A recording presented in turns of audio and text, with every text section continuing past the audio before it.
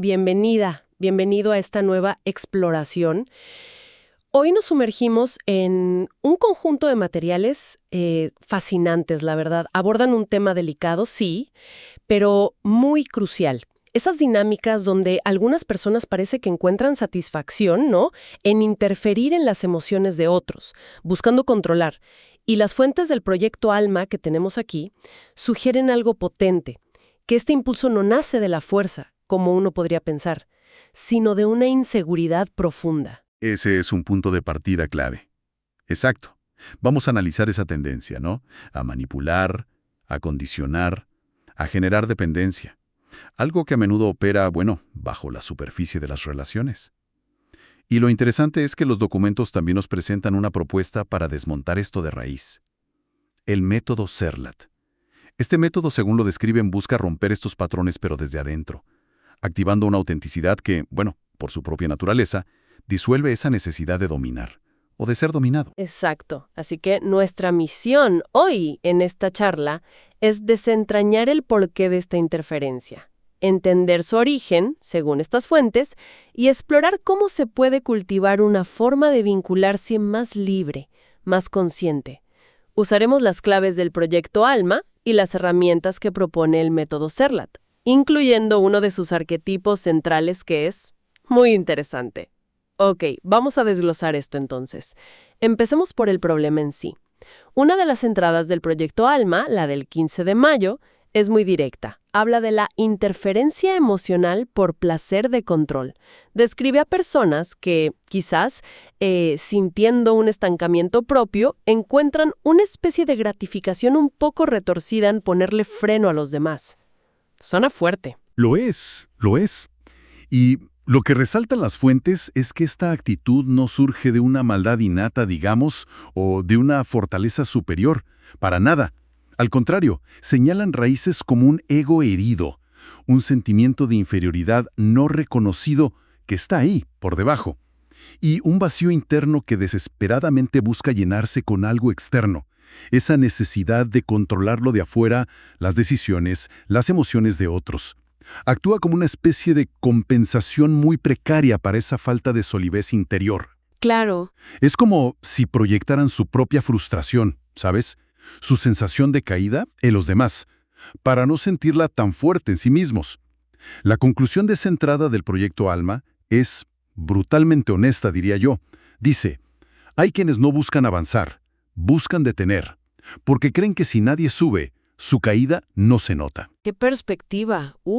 Reveladora. No justifica el comportamiento, claro, pero sí ilumina su posible motor interno. ¿Y cómo se manifiesta esta interferencia en el día a día? Los materiales mencionan tácticas que, aunque sutiles, pueden ser muy dañinas.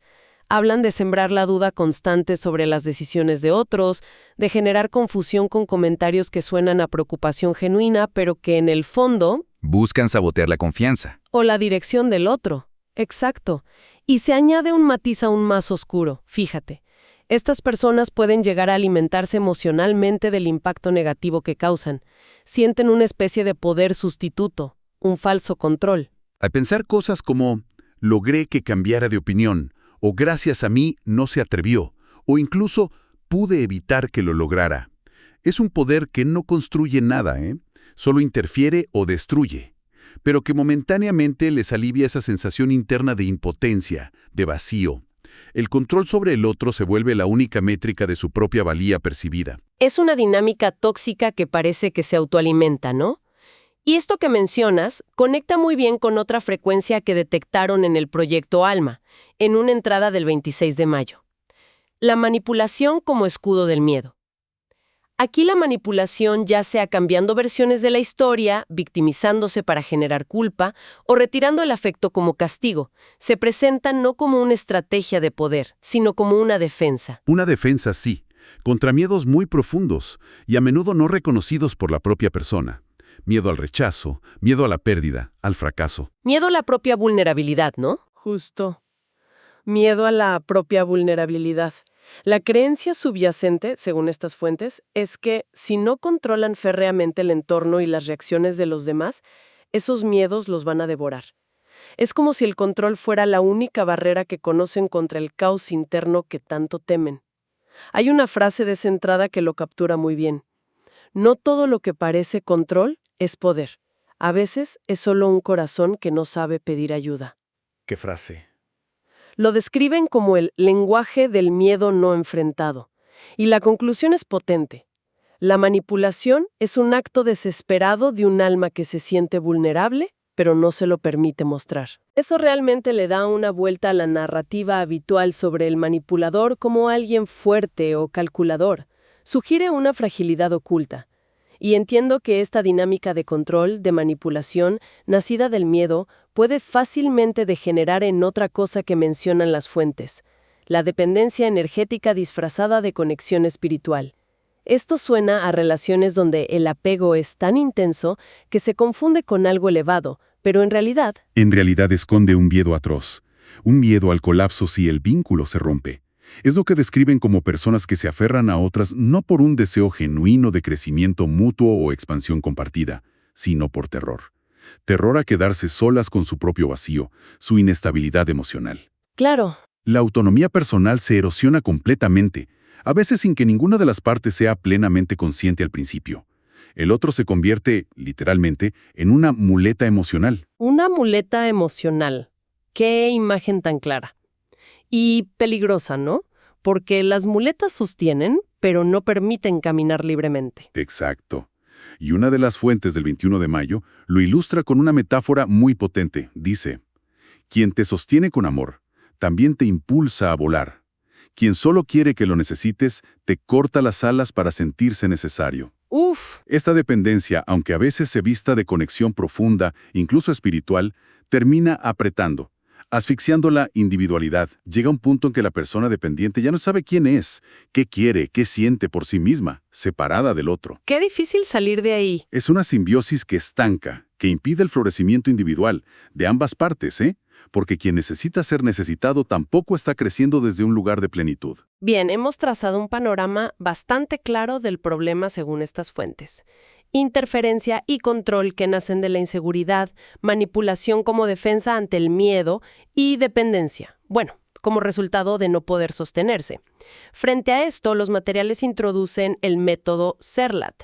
Lo describen como una reconexión simbiótica de origen y presentan un mantra central que me parece muy, muy significativo. Dice: no vinimos a explicar la realidad, vinimos a reescribirla desde adentro. Esto ya sugiere un enfoque radicalmente interno. Totalmente. El planteamiento de CERLAT, tal como se expone, es ir directo a la raíz de donde surgen estos patrones. Esa inseguridad, ese vacío, esa desconexión interna que luego se manifiesta como necesidad de controlar o depender. No se trata de gestionar los síntomas en la superficie, sino de reconfigurar el sistema operativo interno, el núcleo. Y el método se estructura en 4 etapas que buscan precisamente eso, un viaje de adentro hacia afuera. Ok, exploremos esas etapas. La primera, según entiendo, es la desprogramación del sistema interno. ¿Qué implica exactamente desprogramar? Suena a borrar algo. Más que borrar, yo diría que es identificar y desmontar conscientemente las estructuras mentales, emocionales que hemos internalizado pero que no son, originalmente nuestras. Son los programas inconscientes que absorbemos del entorno, ¿no? De la familia, de la cultura. Ajá. Por ejemplo, esa creencia tan arraigada de que controlar a otros es sinónimo de poder. O que necesitar desesperadamente a alguien es prueba de amor. O que mostrar vulnerabilidad es peligroso. Se trata de cuestionar y liberar todo aquello que no somos en esencia. Las fuentes mencionan que para esto se usan técnicas como el cuestionamiento espejo. Que por el nombre sugiere una confrontación directa, ¿no? Con cómo nuestras propias inseguridades se reflejan afuera. Podría interpretarse así, sí. Mirarse para ver los filtros. Y también mencionan un ritual llamado la fractura sagrada. Suena potente. Sí, suena un acto deliberado, simbólico, de romper con esas viejas estructuras limitantes. Crear una fisura necesaria para que pueda entrar algo nuevo. El objetivo es claro, limpiar el terreno, hacer espacio. Entendido. Liberar lo que no eres para poder conectar con lo que sí eres. Tiene sentido como primer paso. ¿Y qué viene después de esa limpieza? ¿Cómo se llena ese espacio que se creó? Ahí entra la etapa 2, activación de núcleos dormidos.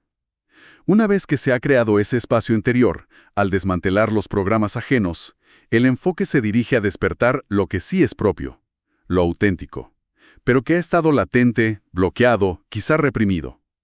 Hablan de despertar símbolos internos, dones, frecuencias únicas de cada individuo. ¿Cómo qué tipo de cualidades serían esas? Podríamos pensar en la confianza genuina, esa que no necesita validación externa. La intuición clara como guía interna. El poder personal que emana de la conexión con uno mismo, no de la dominación sobre otros. La idea central es recordar y activar el mapa que ya habita en ti, tu configuración original. Suena al recuperar un tesoro perdido dentro de uno mismo. ¿Y cómo se realiza esa activación? ¿También hay herramientas específicas? Sí, las fuentes mencionan el uso del mapa arquetipal interno. Parece ser una herramienta para identificar y comprender esas fuerzas o patrones fundamentales que operan en nosotros, nuestra configuración única de arquetipos, y también el ritual El Retorno del Arquetipo, que sugiere un proceso activo para invocar y reintegrar esas energías o cualidades esenciales que habíamos olvidado o desterrado de nosotros mismos. El objetivo es construir una fuerza interna sólida, auténtica, una que no dependa de controlar circunstancias externas o personas. Fascinante. Desprogramar lo falso, activar lo verdadero que estaba dormido. La tercera etapa, imagino, busca unir estas partes. Exactamente. Esa es la esencia de la etapa 3. Reintegración simbiótica. Aquí el trabajo se centra en fusionar ese yo real que está emergiendo con sus dones, sus frecuencias activadas, con aquellas partes de nosotros mismos que quizás habíamos rechazado, o negado, o juzgado en el pasado. La luz y la sombra, como se dice a veces. Justo, nuestra luz y nuestra sombra, nuestras fortalezas y nuestras vulnerabilidades reconocidas. El objetivo es crear una totalidad coherente, dejar de estar fragmentados internamente. Se trata de alinear nuestra energía vital, nuestras decisiones cotidianas, nuestra identidad profunda, con ese núcleo original recuperado y ahora más completo. Y me imagino que al lograr esa integración, ese vacío interno que mencionábamos al principio, el que alimentaba la necesidad de controlar o depender, empieza a disolverse naturalmente, ¿o no? Esa es la lógica que presentan las fuentes, sí. Al sentirte completo y alineado por dentro, la necesidad compulsiva de buscar afuera, ya sea controlando o aferrándote, disminuye drásticamente, pierdes su razón de ser. Para esta etapa se mencionan herramientas como el pacto con el símbolo. ¿Qué sería eso? Podría entenderse como un compromiso consciente, profundo, con esos aspectos recuperados y símbolos personales que te definen. Y el ritual, el pacto con mi totalidad. Suena a una aceptación e integración formal de todas tus partes, ¿no? Sin excluir nada. Exacto. Es un paso hacia la autoaceptación radical como base del poder personal genuino. Pasar de la lucha interna a la colaboración interna, podríamos decir. Y supongo que la última etapa lleva todo este trabajo interno hacia el mundo exterior, ya como una consecuencia lógica. Correcto. La etapa 4 es la proyección dimensional. Una vez que se ha alcanzado un grado significativo de desprogramación, activación e integración interna, el siguiente paso es proyectar conscientemente esa nueva frecuencia, esa coherencia recuperada hacia afuera. ¿Y cómo? En la práctica. A través de nuestra voz, de nuestras acciones, la forma en que nos relacionamos, el tipo de proyectos que emprendemos. Se trata de empezar a reescribir la realidad externa desde esa nueva configuración interna. El objetivo final es fomentar vínculos y experiencias vitales basadas en la libertad, la autenticidad, la conciencia, donde la dinámica de control-dependencia ya no tenga cabida porque simplemente no resuena con tu estado interno. Es un cambio de paradigma total. En lugar de reaccionar al mundo, empiezas a crearlo desde tu propia verdad integrada. ¿Y qué herramientas se asocian a esta etapa final? Las fuentes mencionan el canal simbiótico consciente. Sugiere la capacidad de expresar y manifestar esa verdad interna de manera fluida, alineada en el mundo. Y también el ritual Yo soy canal, yo soy fuego con propósito. ¡Qué nombre! Sí, evoca una declaración poderosa de identidad y acción alineada, de ser un vehículo para tu propia esencia y propósito en el mundo. Es la culminación del proceso, vivir desde adentro hacia afuera. Un proceso realmente profundo, sí, que va capa por capa hasta el núcleo y luego se expande. Y dentro de este marco del método Serlat, las fuentes destacan una herramienta o fuerza arquetípica en particular, el arquetipo 4, la voz del fuego. ¿Por qué este arquetipo específico? ¿Cómo encaja en la tarea de desarmar el control emocional, la manipulación que discutimos al principio? Su rol es fascinante y muy pertinente para esto. La voz del fuego se describe en los materiales como el mensajero ardiente. Su esencia no es solo comunicar, sino transmitir con una claridad que penetra, con una potencia que energiza y con una dirección que orienta. Las fuentes dicen que sus palabras y su energía tienen la cualidad intrínseca de encender a otros. Encender a otros. Y hay una frase asociada a este arquetipo que es particularmente potente y revelador en este contexto. Mi voz quema lo falso y enciende lo verdadero. Mi voz quema lo falso y enciende lo verdadero. ¡Wow! Eso suena exactamente como el antídoto perfecto contra la confusión, la ambigüedad, las verdades a medias que caracterizan a la manipulación. Si la manipulación prospera en la sombra y la duda, una voz así parece traer una luz incandescente. Ajá, precisamente. Ahí radica su poder en este contexto que estamos hablando. El control emocional, la manipulación, a menudo se sustentan en sembrar dudas, en mensajes contradictorios, insinuaciones veladas, en ocultar las verdaderas intenciones.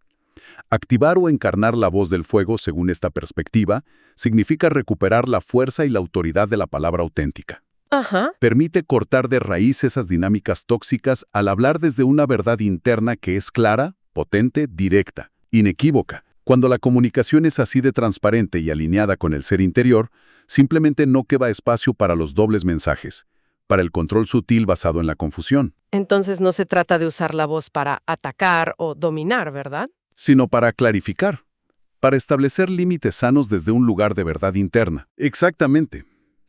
Es una voz que no necesita gritar para ser poderosa. Su poder reside en su autenticidad, en su alineación. Al quemar lo falso, disuelve las ilusiones y los pretextos en los que se basa la manipulación. Y al encender lo verdadero, fortalece la conexión genuina, la que se basa en la verdad compartida, en el respeto mutuo, en lugar del control nacido del miedo o la inseguridad. Es, en esencia, recuperar tu soberanía vocal y con ella, tu soberanía relacional. Muy bien, hemos recorrido el problema y la solución propuesta, un camino intenso. Si intentamos destilar la esencia de todo esto, ¿qué nos llevamos? Las fuentes del proyecto ALMA nos pintan un cuadro donde la interferencia, la manipulación, el control sobre otros raramente son signos de fortaleza real. Más bien parecen surgir de un lugar de profunda inseguridad, de un ego lastimado, de miedos no confrontados. Y para transformar esas dinámicas, ya sea nosotros mismos o en cómo nos relacionamos, el trabajo fundamental parece ser interno. No hay vuelta que darle. Esa es la conclusión central que emerge de los materiales, sí. Métodos como Serlat proponen justamente ese camino interior profundo. Sugieren que al desprogramar esas viejas creencias limitantes, como esa idea tóxica de que controlar es poder, al reactivar nuestros recursos innatos de confianza, intuición, poder auténtico, esos núcleos dormidos, al integrar todas nuestras partes, incluso las que nos incomodan, para alcanzar una mayor totalidad, y, finalmente, al aprender a proyectar esa esencia completa y alineada en el mundo, es entonces cuando podemos romper de verdad esos ciclos de control y dependencia. Desde la raíz, recuperar y honrar la propia voz auténtica, simbolizada tan potentemente por la voz del fuego, se vuelve una pieza clave, fundamental, para desarmar el control ajeno y para construir relaciones basadas en la libertad, el respeto y la conciencia mutua. Nos deja reflexionando sobre dónde ponemos el foco, ¿no?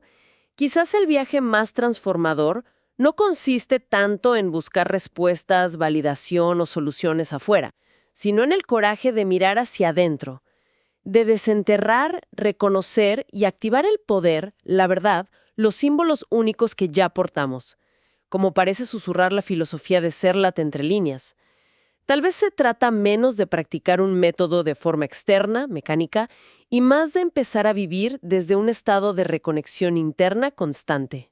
Y con esto cerramos este análisis, dejando resonar una idea final inspirada directamente por este enfoque de Serlat. Una idea que quizás invite a una exploración personal. Hoy no eres buscador, eres portador. Serlat vive en ti.